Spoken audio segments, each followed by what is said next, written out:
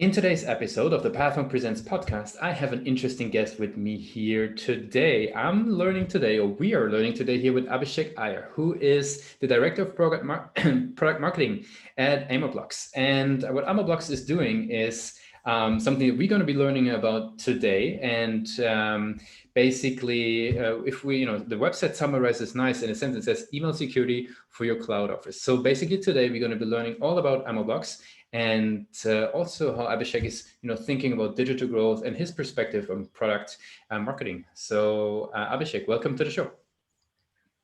Thank you, Lucas. Glad for being here. Happy to be led down this path and speak to you today. Very cool. So maybe give us your 360 overview. What is Amorblox all about? Sure. So Amorblox is the third most famous company with X in its name after Xerox and Roblox. Sorry, I wasted the first sentence of my elevator pitch there, but I always wanted to say that. In all seriousness, Amorblox helps organizations communicate more securely over email. And we do this with the power of natural language understanding. It's a SaaS platform that connects to our customers' email providers over APIs. It takes roughly 5 minutes to do that. After that, every email that goes in and out of the organization and even internal emails are scanned and analyzed for thousands of signals, like a fingerprint scanner, across identity, behavior, language. With this analysis, we help our customers do three things. The first is stop targeted and advanced email attacks that get past what Microsoft and Google are able to stop. Attacks where someone pretends to be your CEO or a vendor or someone you trust to directly steal money or sensitive data from you. The second is to reduce the likelihood and impact of human error. What if you're accidentally sending sensitive data to the wrong person over email? So we help stop that. And the third is specifically for security teams who are very overworked and spend far more time on email security operations than they need to. So through automation, we help free up their time and help them focus on other cybersecurity priorities that they were hired to do. So that's a bit about Amorblox. Okay, could you give us a simple example? So you mentioned accidentally sending out information. I don't know, I attached the wrong PDF, or what would be that situation, and what does Amorblox then do so that everybody can follow along? Yeah, sure. So I can give a couple of examples on the inbound side, which is stopping targeted email attacks. I think most of the listeners will be aware of phishing attacks, where there are malicious URLs or links that are included in the email that either infect your system with a virus or make you log into something that's not really what it looks like. But there is an entire new class of attacks called business email compromise that they're very much more advanced. They use social engineering techniques. They target the human rather than the system, if that makes sense. So one example is payroll fraud, where every company has a payroll team. The attacker will impersonate an employee from the company, email the payroll team, tell them, hey, my bank account details have changed. Here are the new direct deposit details. Usually it gets sent the day before payday or a few hours before payday. So there's always urgency and the timing is right. And then the payroll team is overworked like everyone is. So they get tens of legitimate emails like that every day. They'll just quickly take action on it. So that's a quick example on the inbound side of the types of threats we stop. On the outbound side, which is data protection, around 70 to 90% of all data in the organization is still text-based in nature. So this might include PII, your name, email address, but other sensitive data like your passport number, social security number, and so on. It can include banking information, right? So what if an attacker, someone pretends to be a trusted vendor or someone from the HR team and asks you as a manager, can you please send me social security numbers of everyone on your team? And then you do that, right? Even if it's a legitimate person asking for it, they might not be authorized to view that PII or PCI. So in those cases, Amorblox alerts the security team that here is the level of risk that you have in your email environment. Here is all the sensitive data that is being viewed by people that it shouldn't.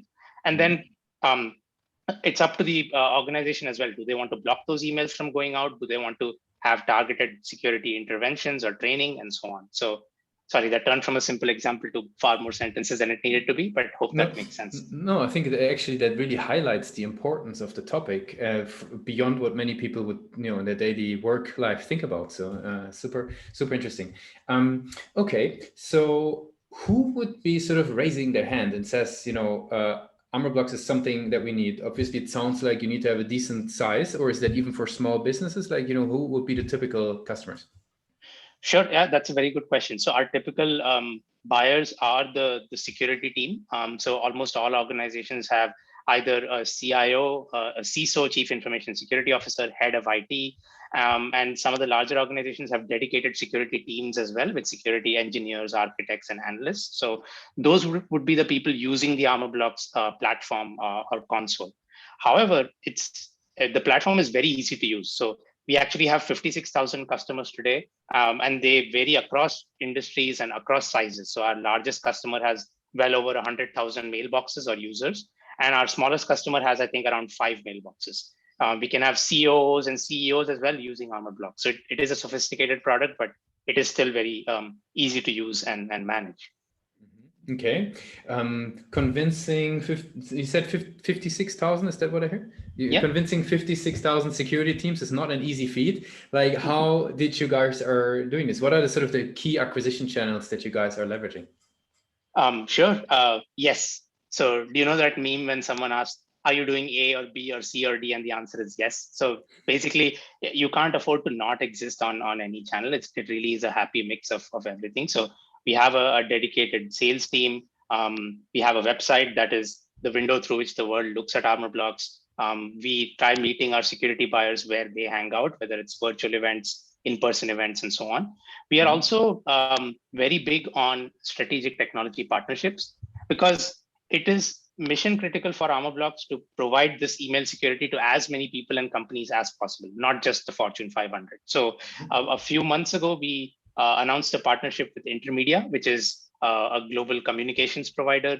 And through that, Amorblox technology is given to tens of thousands of businesses, both large businesses, but as well as small and medium businesses as well. And very cool. Yeah. Very cool. You mentioned the website there. How do you, as a sort of product marketing director, look at the website? Is that something that you're actually involved with? Because, you know, the role of product marketing changes from company to company. Is that something you're in with? Is that something you look more from the outside? What's your perspective on the website? Yeah, that's a very good point. The product marketing, that definition is nebulous. It changes from company to company. I'm very heavily involved with the Amorblox website, soup to nuts. So the content, the framework, how pages should look, what are the user journeys that we want, and then changing it the next week, right? Because the website always, the only constant is change there. So yeah, I really look at our website. So let me focus on just the security buyers for a second, because the website obviously means everything to advisors, to prospective employees, and so on as well. But for buyers, I really try dividing them into two broad categories. The first is people who are looking to buy. So for those folks, how do we provide enough information about the product, what it does, how it's different, and then give them something more unique that gives them peace of mind that the product is working. So we actually have a free 2-week email risk assessment or free trial. And for that section of buyers who are looking to buy, we try to, that is the CTA that we want to lead them to. Now, the other category, which is much bigger, it will be much bigger for every company, is people who are not looking to buy right now. So for people who are not looking to buy right now, we are very content focused.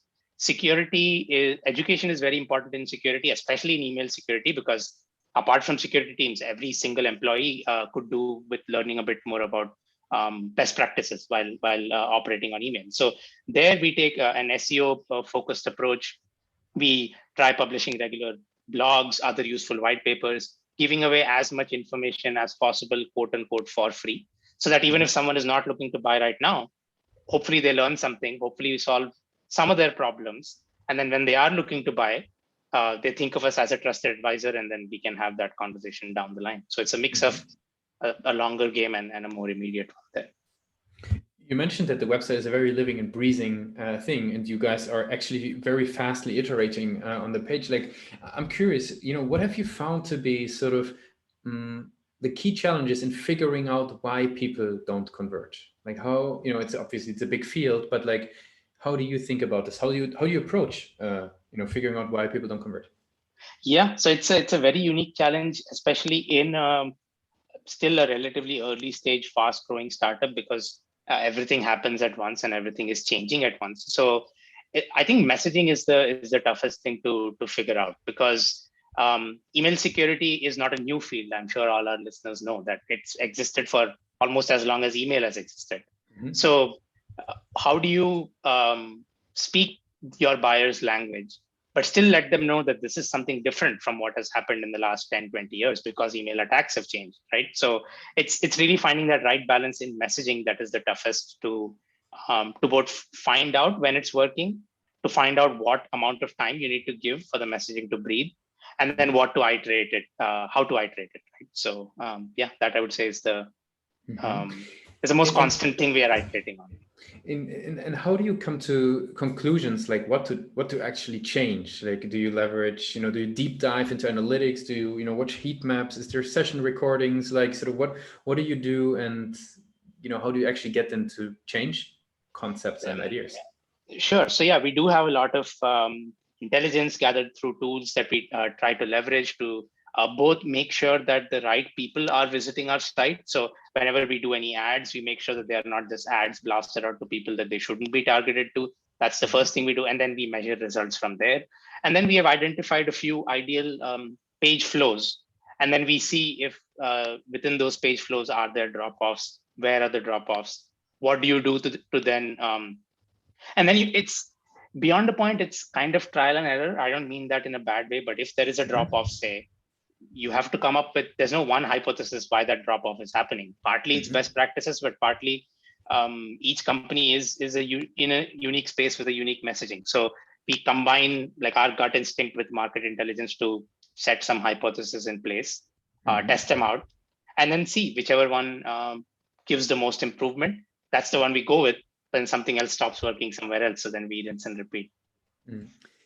Recently on the show, there's been actually sort of a theme emerging. I'm curious what you think, because analytics and tracking for, let's say, e-commerce can be very different, because you're mentioning people are not buying on the page, but they're rather starting a risk assessment and learning. How do you think about this? Like, how do sort of your key KPIs change? Like, what does how does analytics setup need to look like for lead generation? What types of key metrics do you think are actually important? Sure. So I mean, I can actually give you what my ideal is for this. It might sound a bit naive, but my ideal for, especially in cybersecurity, is to not keep things gated whenever possible. I think lead gen and demand gen often get used interchangeably, but in my mind, they are very different.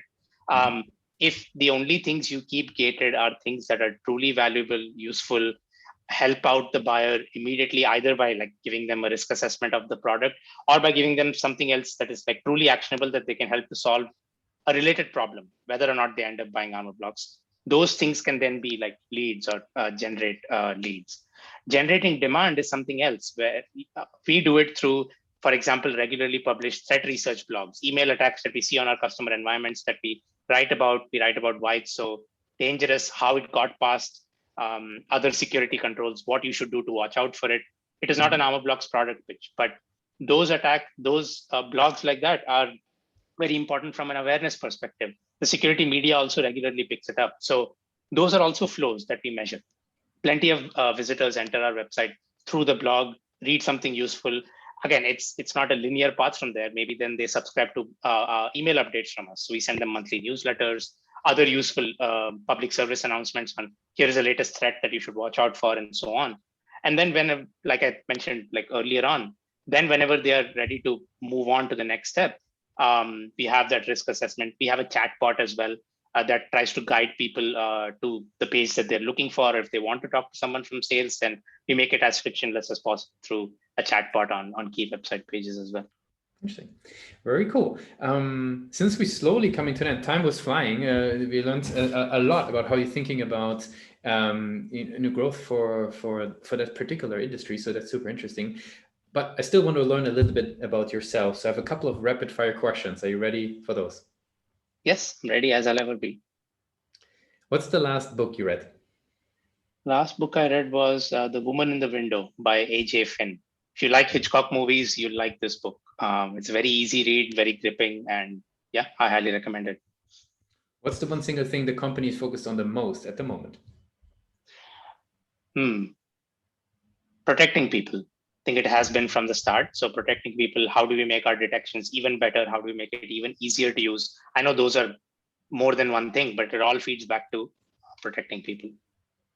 If there would be no boundaries in tech, what's the one thing you would fix for your role today? Oh, I mean, that's a very easy answer, but I don't know if I'm cheating. If there were no bounds on technology, I would either trap the COVID virus in a bottle or do something else so that we can all just go out and speak to each other and be humans again. That would not just help Amorblox, it would help everyone. Do you want something less wishy-washy than that, more specific? Or have I cheated there? Okay. Go with the second one. I mean, the first one is already good. If you want to add a second one, you can have to. The second one is just scale.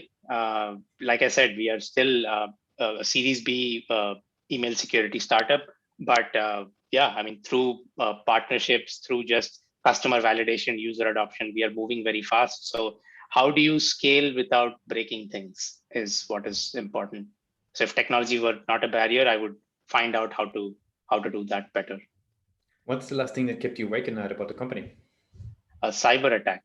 Not my company facing a cyber attack, but whenever a breach happens, which I mean, all listeners would know, ransomware, for example, is in the news every 2 days. So security teams are obviously stay up and see what to do about that, whether their organization is affected or not. Security vendors also stay up, sometimes for good reasons, sometimes for, unfortunately, ambulance chasing reasons, where they try to connect the breach to their marketing. We try not to do that, but whenever there is a breach, and we have seen similar attack techniques in other email attacks, we try to draw a line between those, just add more information to the attack, and make sure that people stay aware. I even know when it was this Tuesday when FBI alerted on something called 1% ransomware. So yeah, we quickly put a blog together, an email PSA together, and shared it out in a newsletter and all that. So plenty more where that came from, I'm sure. Okay. And for the last question, I would love to do a little bit of time travel, right? If we go back to the days of Purdue University and you would have the ability to give yourself one advice back then, like what would you tell yourself? I would tell myself to chill out more, touch some grass. I think marketing is relentless in itself as a job. In the security industry, even more so. So I would say there's no need to prove yourself from day -1. And most of the things that you think absolutely have to get done today don't really need to be done today. I haven't taken that advice yet, but that is the advice I would give myself. It's more like an advice for the future. Yes, past and the future. Yes, time is a circle there. Yeah. Awesome. Very good. Abhishek, I really appreciate you taking the time to be a guest on Pathmark Presents. I want to give you the very last word. If somebody would be forgetting all that we discussed, what's the one thing that they should remember about Amorblox? Sure. I mean, yeah, I'll cheat slightly again. I'll say two things. The first is just pay attention to your email. It doesn't matter if you remember something about Amorblox or not, but email attacks can come for anyone. It's not just the Nigerian prince scams and other blatantly visible attacks like that. Even if an email is coming from someone you trust, if someone is asking you for money or sensitive data, always take a closer look at that email. For Amorblox, yeah, if your organization uses email, I think that's a bit of a leading question. Everyone does. And if you see attacks coming through, if you know someone on the security team who's spending more time than they should on email security, you can visit amorblox.com and I'll say hello to you there. Thanks a lot for being a guest on Pathmark Presents. Thank you. It's my pleasure. Thanks, Lucas.